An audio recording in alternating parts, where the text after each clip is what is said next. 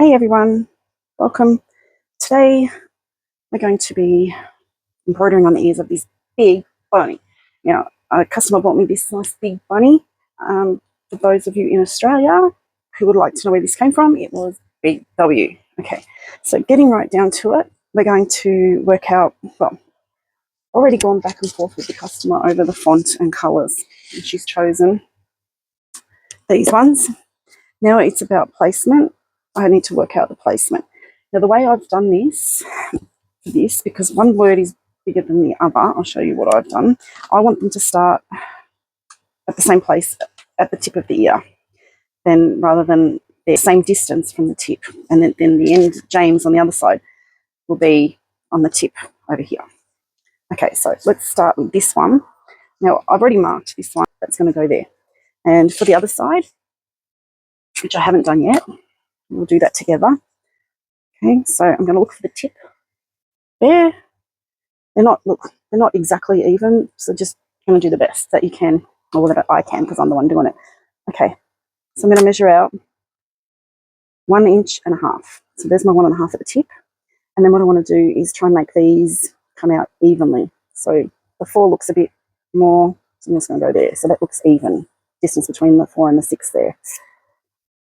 And mark, if it will mark, there. So this is just a Chaco marker, I think they call it, from Birch. So the chalk just rolls through and it'll wipe off at the end. That won't be a problem. Okay, now in this case, the customer doesn't want the name to kind of show on the outside of the bunny ear. I'm not a lover of it showing. If I have a choice, I will always unpick and do it so that it's not showing, because I don't know, it just looks tacky and yucky. I don't know. I don't like my personal preference is I don't like it, but each to their own. You can do what you want. Okay, so the next bit would be to unpick it. So what you need to do is find the seam of the ear anywhere on the outside of the ear. You can see there's the seam. Okay, and you pull it apart and you can see the stitches, little white stitches in there. You just pull them like that. You get your unpicker and you slip it underneath and cut the thread. And if you pull it, it'll start to unpull. If you don't have an unpicker, you can use like tip of a scissor, like a fine scissors. Okay, it's the same sort of thing. You'd pull it apart like that, or nippers, like I've got these nippers here. All right, so pull it apart and you'd get your snips and you'd put it in underneath like that, and then you snip that, and then that's going to come apart too. Okay, so if you're gentle and you just keep pulling, that's fine. You can just pull them through like this, or you can just cut each one as you go. Okay, so you just unpick this.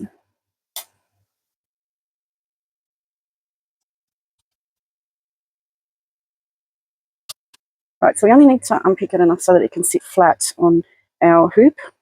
So I'm going to say that's enough to sit flat on my hoop. Okay, so I've got the other ear. You do the same thing on the other ear. I'll meet you back when it's ready.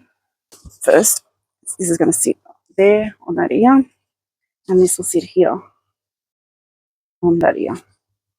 So the next part will be to hoop. Now I'm using my Maggie frames. They're reasonably new to me. I've only had them since just after Christmas, because I bought them, well, I purchased them with some money I got for Christmas.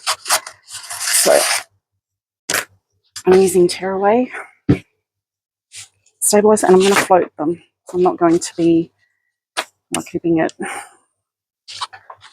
in the ear in the hoop, if that makes sense. Okay.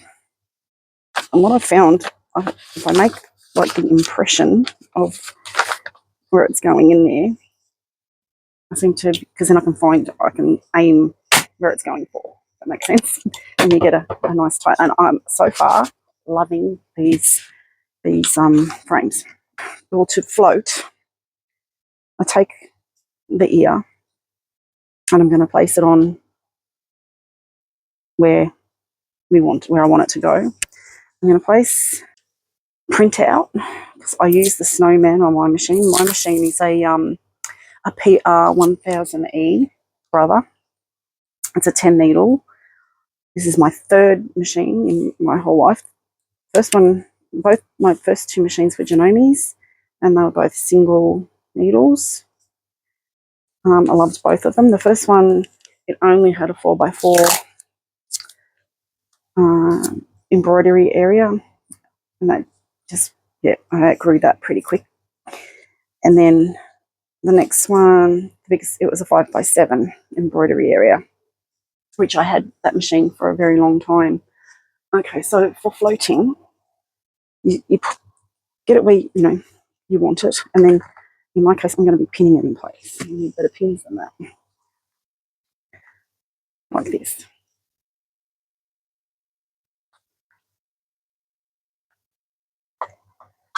And I'll pin this all the way around,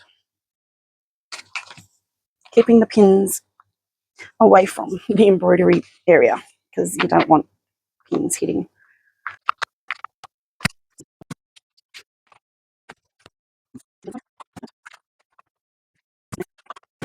So I'm pretty happy with the way that that's pinned in.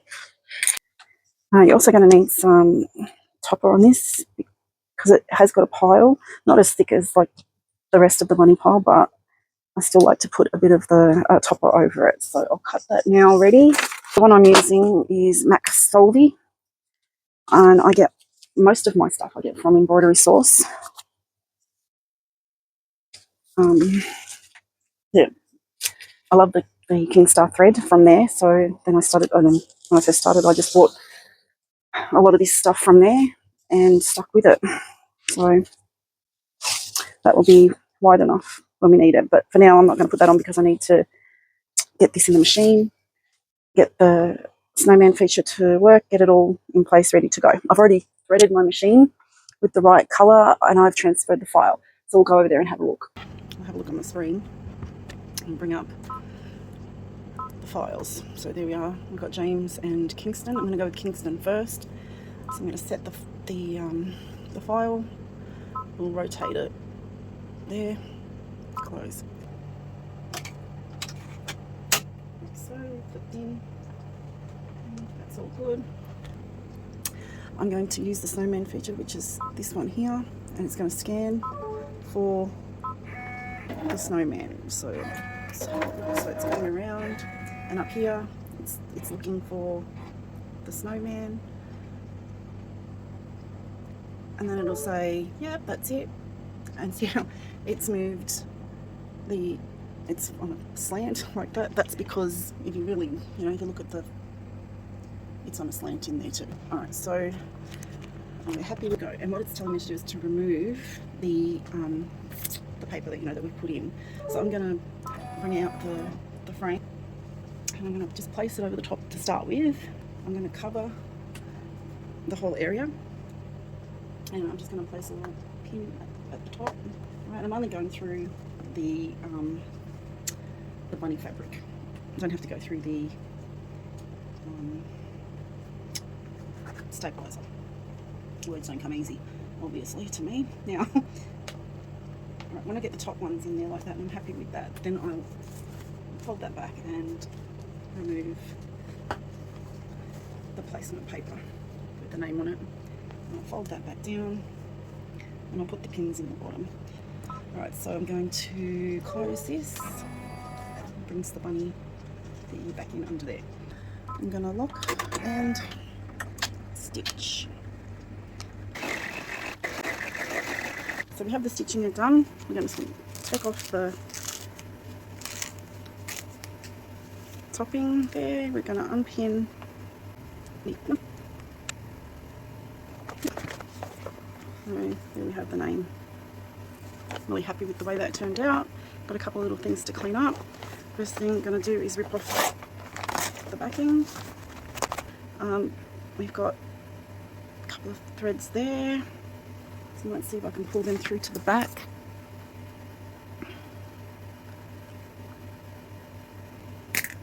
Okay, so I'm going to get my lighter. And when you're doing this, you must be very, very, very, very careful. Okay, what I like to do is only get the part that I'm folded, that I'm going to hit the lighter with.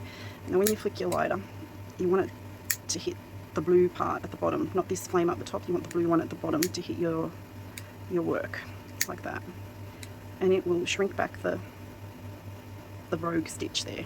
Okay, I'm going to do the same thing here. So I'm just going to get it as best as I can because I don't want to burn any of the fabric. I'm happy with that. Looks good to me. On the back where it's got the bigger lumps like that, I will burn them because that's a sign that it may pull through.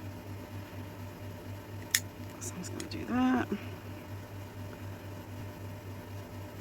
So here's the Kingston. So now the other side.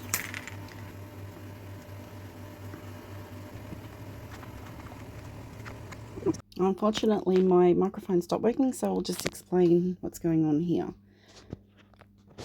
Okay, we have to place the ears right sides together. So you can place them together, and we're going to clip them at the tip of the ear. You can tell you've got the previous stitch mark there, and you'll have a groove in the fluffy fabric.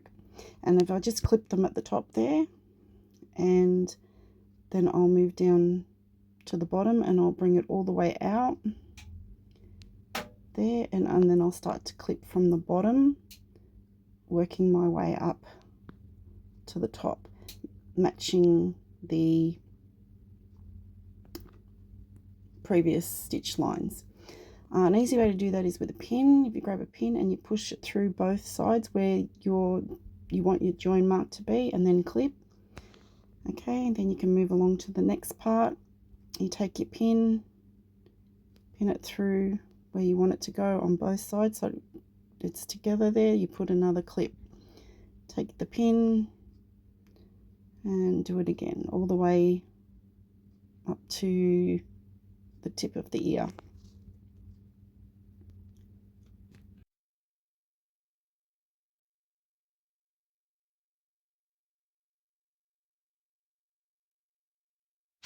Okay, here I'm just showing that you can, pin it different ways. So you can just use pins.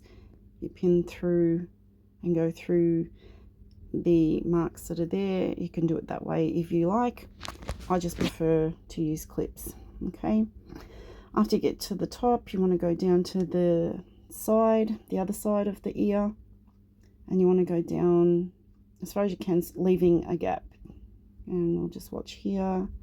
Just keep going. There we go, and there's the gap there that we're going to leave. So I'll put another clip in. I think I put one more in, and that's the hole there for turning. So we're going to stitch around and then pull it through is what I'm going to say here. Yep. And then you do the same for the other side. So you want to match right sides together, and just go through and pin it all or clip it all the same way that we did the other one.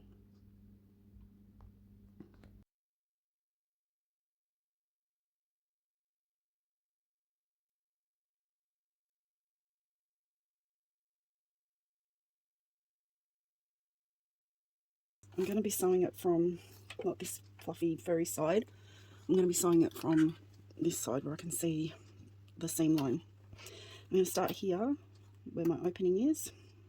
Okay, I have white thread on the machine, so I'm just going to go with that. Now I'm going to put it under and I'm just going to sew around all the way. So this side will go all the way to where the previous sewing was. We'll go past that a little bit. Okay, so let's go. So I put it under the machine and placed it on there. I'm going to do a medium size, so 3 on this machine. I'm going to back stitch because I'm going to be pushing through and I don't want it to open up on me. Okay, so now I'm just going to follow.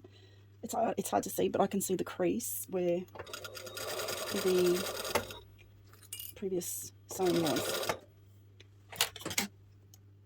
And if it bunches up, you can use an awl, or your unpicker is a good substitute for an awl. And because this fabric is spongy like under the foot, it is good to have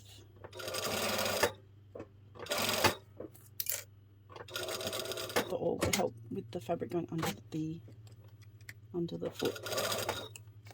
Okay, so I'm coming up to the peak of the ear. Sorry, I'm thinking as I'm doing this, if I'm pausing a bit. Sorry about that. Okay, and then I'm just going to go follow down, making sure that the fabric is under where it's supposed to be. It's not a race. Blah, she says as she goes quite sick. It's not a race. Just take your time as you're going around. I always keep checking that, yep, they're even, like that's even. So the fabric is coming together nicely. Okay. Alright, so this is the one where we're going. So I'm going to pull as much as I can through here until I make sure that it's flat. So I'm pulling it out and I find the previous seam there. Keep going through, and I want to go past where the previous seam was. It's a little bit hard, but we'll get there. There it is there, right in that groove there. So I'm just going to go around, I'm going to back stitch and come out. Now the thing is, if you do miss getting it back,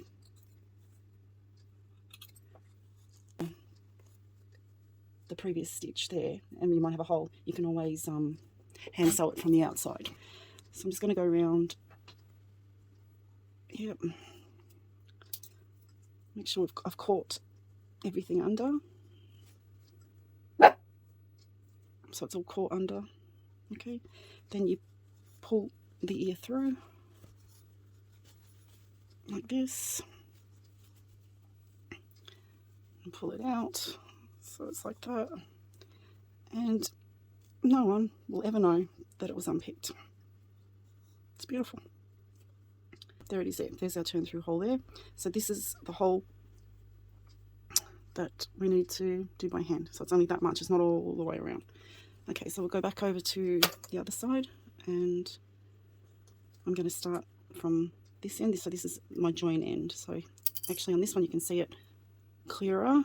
That's the stitch, and we're going to then continue on after that one.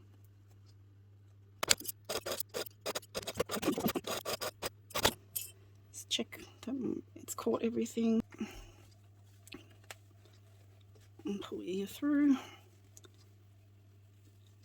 Wiggle it around, and there we've got Kingston on that side. And then we'll have our gap there that we need to hand sew. Okay, so the next part is just hand sewing up the two holes. We're up to now sewing our hole up. We need a sewing needle and some thread. Okay, got my thread. I'm going to make a knot in it.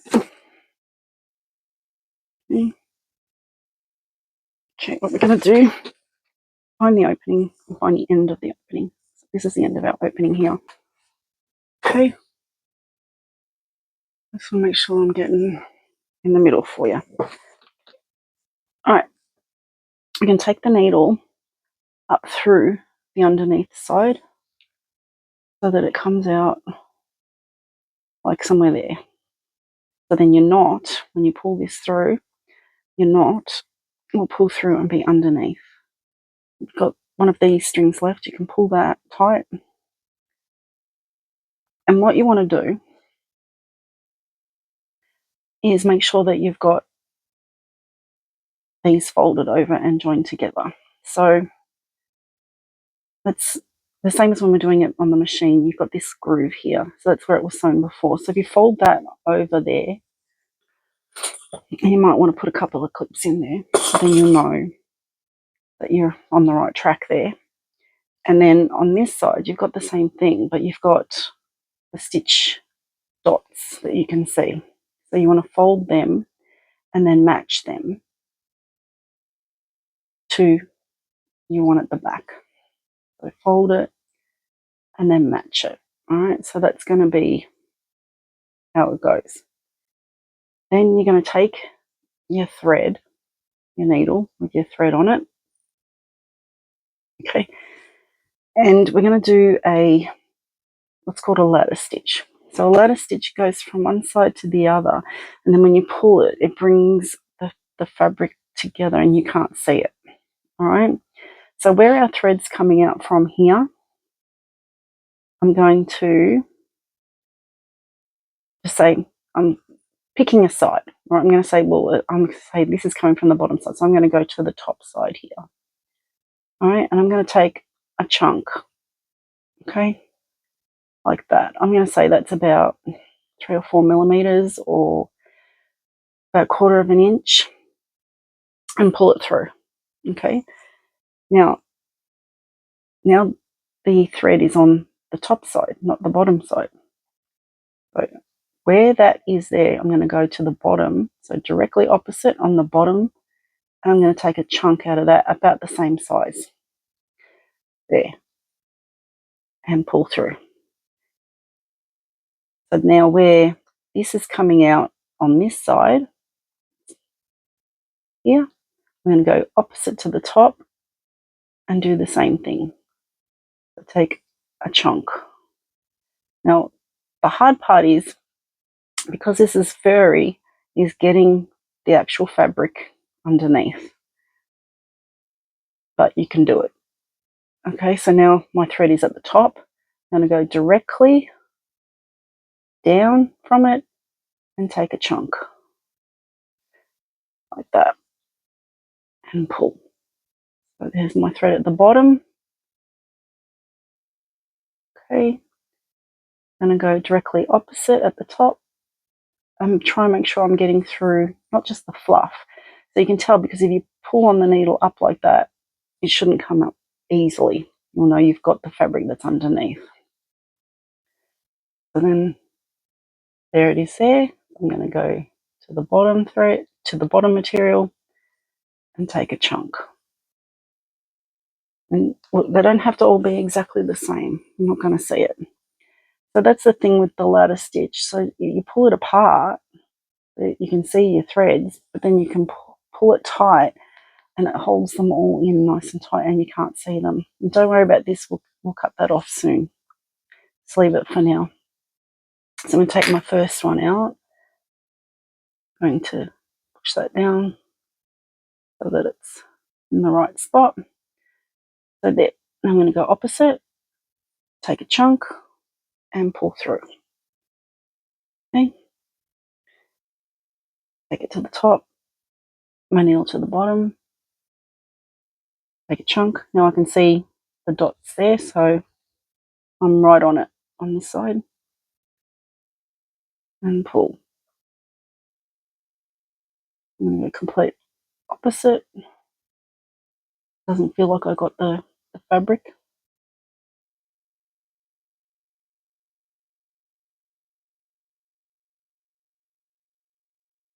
Okay, got the fabric. So complete opposite.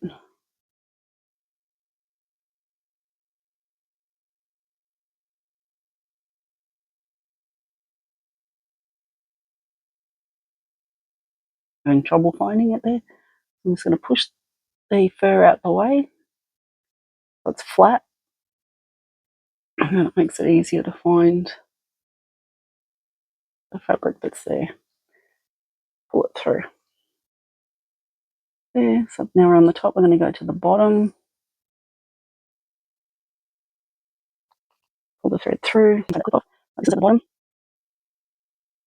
take a chunk on the top, the bottom, top.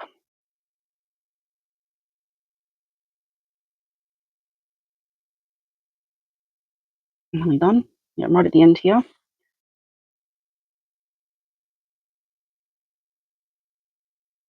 I always go past the end a bit because you don't want the original thread to unravel under there either. So you always go past it. Okay, now I think I'm far enough past it. And to close it off, you just pull the threads apart. You've got your cotton there. You're just going to take a little piece of the material, pull it through, and you pull it until you've got a little loop. So you've got a little loop there. You put the needle through that loop and pull, and that creates a knot down there. You're going to do that again through the same area that you were in, pull it through. This time I'm going to do 2. So I'm going to go through once and back through again. So I've got 2 knots there. And just for sake of it, I'm going to do another one. Okay. Did I do it? Yep. All right. There we go. So we've got your knot. Then what you do is where you've done that knot, you put the needle in and you push it through, and then you come out anyway, doesn't matter where, pull it through, tug on it a bit, and it'll sort of pull the knot through and you won't see it anyway. There. Just feel it there. Okay, once you've done that, cut that close like this, come back here, cut that thread off. There you go. And always come back and like tuft it out. And try and do that around the whole ear. And that's it. It's done. Do the same to the other side. I'll do that quickly and then show you the finished product. Okay, so we're done.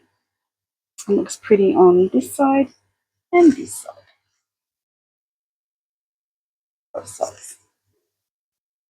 Okay, so here we have the finished product. Names.